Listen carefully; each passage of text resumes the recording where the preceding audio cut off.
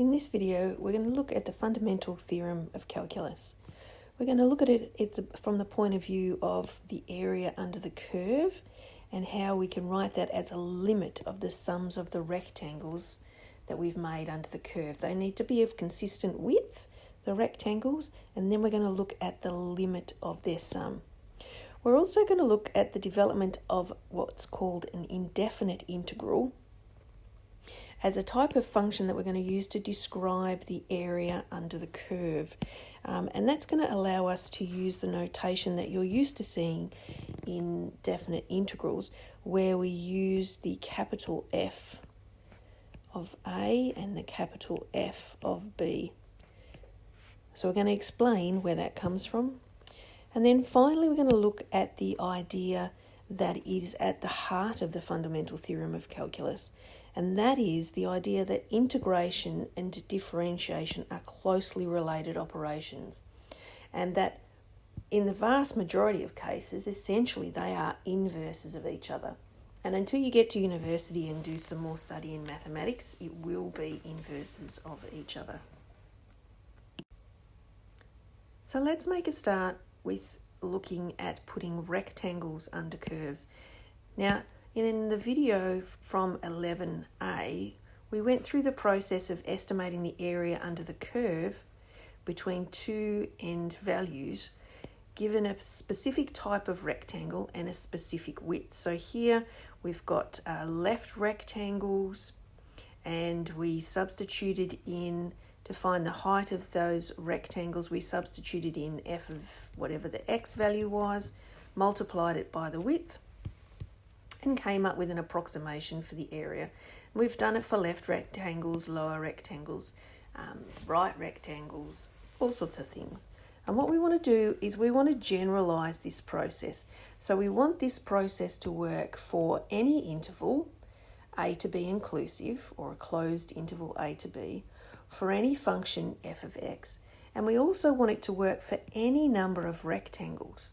So we want to try and make these rectangles as narrow as we can.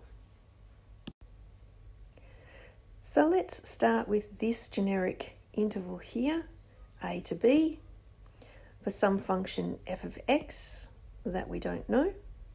And let's put together some rectangles under this curve here.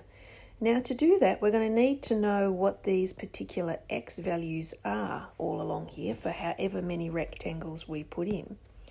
And so what I'm going to do is I'm going to adjust what we're calling the x values, and instead of calling it a, I'm going to call it x0. That will be our first x value. And then our second x value will be x1, x2, x3, and x4, which would make our b value x5. So now I've got some generic x values that I can substitute into my formula to find the height. So if I was to work with the first rectangle, that I've made a right-hand rectangle so that the number of the rectangle matches the number from the x value that I've got here below. Then the area of this rectangle is going to be equal to the height of the rectangle, which is going to be the value of x1 substituted into f of x, so f of f1, and it's going to be multiplied by the width of the rectangle, which is this distance here, which is going to be the value of this x value take away this x value, which gives us this value here. Then I'm going to do the same for the second rectangle and the third rectangle and the fourth rectangle and the fifth rectangle. And you can see there's a definite pattern to the relationship that we have here for the formulas for the area. But let's go ahead and use our summation symbol. So our summation symbol is this funny symbol that looks like this, our summation symbol, to show a short way of writing all of these A's added together. So what you do is you write the summation formula, you write the symbol that you want, and where you've got an increasing amount, so I've got a 1, a 2, a 3, a 4, a 5. This is happening like some kind of counter. So I'm going to use a letter to represent that counter. Now, normally the letter that you use is I because it's an index. And we're going to have our I value going from our lowest value of I was 1. So it goes from 1 all the way up through our summation to the highest value that we've got there, 5. So what that actually represents there, this little formula here, is it says take this formula, A brackets I, and one at a time, starting at I is equal to 1, add those values together. So it's actually equal to I of 1 plus A, and the next I value is a 2, and then the next I value is a 3, and the next I value, missing an A, then the next I value is a 4, and we keep doing this until we reach our top I value, which is that 5. So the last one is a 5. So that's what the summation formula actually does. It takes this giant addition thing and expresses it in a much smaller space. So you get a much more compact formula. Now what I want to do is I want to take this area formula and I want to replace the A with the pattern for the right hand side of all of these formulas that I've got. So I'll go ahead and do this here. And you can see, excuse me, what I've done is I've replaced the left hand side of these formulas with the right hand side of the formula. And I've also made a slight change to the blue bit. So here I've got x1 minus x0, x2 minus x1.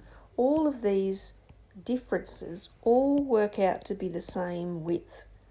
So this is the width of the rectangles that we're using. And I'm using a little delta x here to mean a small change in the x value. We're still multiplying the height of the rectangle, each of the rectangles, by the same width. We just have that our width, delta x, is the difference between one x value, xi, and the x value that's 1 lower than that. So this would be like x2 minus x1, x3 minus x2. That's the formula that we use. And then finally, what we want to do is we want to make this width as narrow as possible.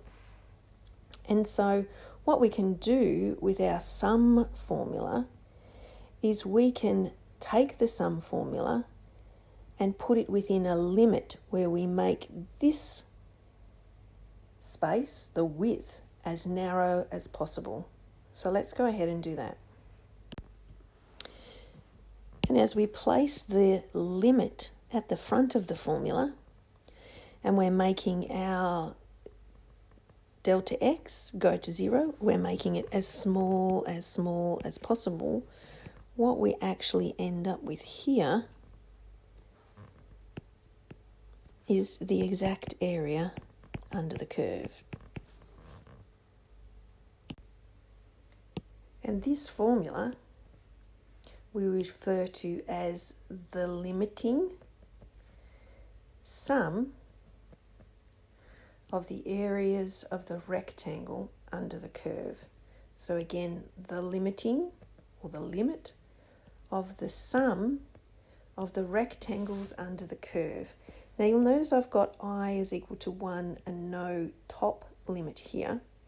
What we want to do is we want to have an infinite number of intervals. So we're going to represent that using the letter N. So how does this relate to our definite integrals? Let's have a look. So one of the things you're meant to be able to do is to go from the idea of the limiting sums of the areas of the rectangles under the curve to the definite integral. You need to be able to flip between those two ideas for working out the area under the curve. So this is how you often see the sums of the rectangles under the curve written. It's quite wordy, but let's go through it a little bit at a time and see what we come up with. So the interval from A to B. So from A to B, these are our two endpoints for our integral. So this interval is divided into n equal sub-intervals by the points x0, x1, x2, all the way up to x to the power, x to the n, to the power of, where A is equal to x0. So A is in fact our first terminal point. And we also have here that x0 is less than x1, is less than x2. So if you think back to the picture that we had before of the position of the x values that we were working with, you can see them over here. You can see that x0 is less than x1 is less than x2. So that's all that's saying. And then right at the very end, it says that x to the n is equal to b. And you can see that that's that one there. It also gives us our definition for delta x. So we know that the variable that we're differentiating with respect to is delta x.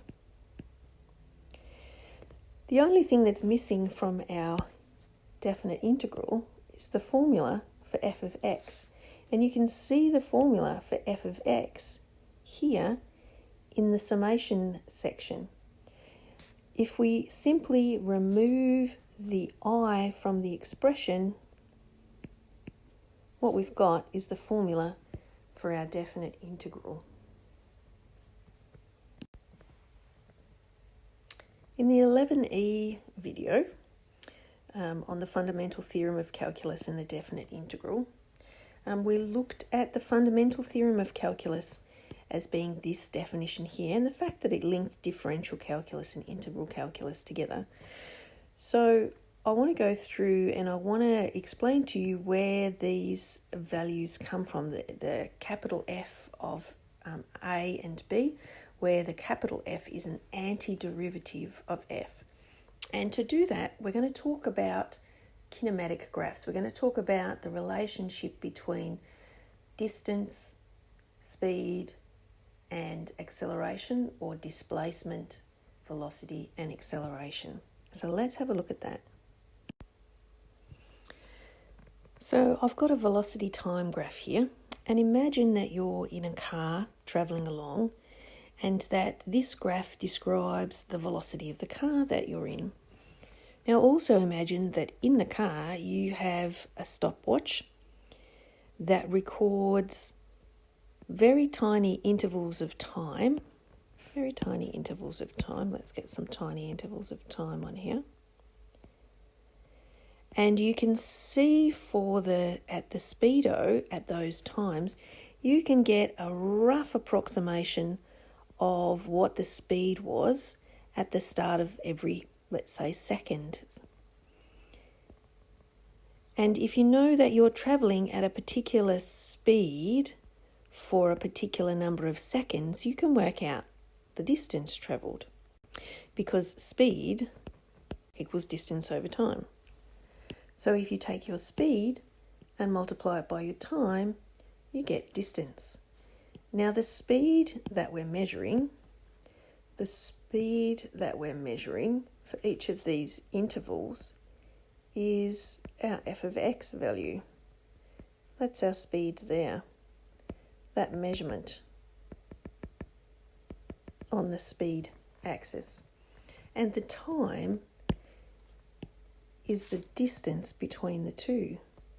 So if I multiply the speed by the time for this particular point, I'll get this area of the rectangle. And so what I can do as I go along, every time I take another measurement, I can calculate quickly the distance that I've travelled and add it together. So by the time I get to, let's say this is 5 minutes, the area under the curve represents the whole change in the distance that I have travelled.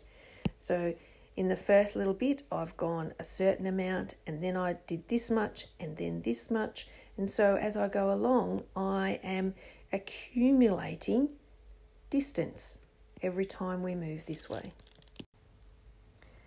So this area under the curve, the area under the curve from 0 to 5, this area here is the total distance that I've covered from 0 to 5 minutes. You'll notice that I've got a second graph down the bottom that has got distance. So as the time ticks by, I'm actually going to track the distance that I am covering. I'm just making this up. And by the time I get to 5, I'm up to this amount of distance. So each time it ticks past, I'm adding a little bit more. I'm getting further and further away.